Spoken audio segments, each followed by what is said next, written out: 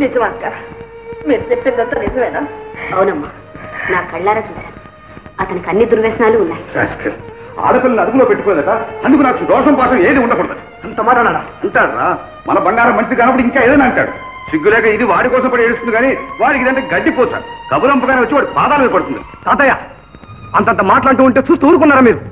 నేనైతే నిలువున చీల్చేవాణ్ణి, రానివాణ్ణి, రక్తం కళ్ళ చూస్తాను. నీకంటే ముందు నేనే చేస్తాను నా పని. తాతయ్య, మీరందరూ అన్యాయంగా అయింది.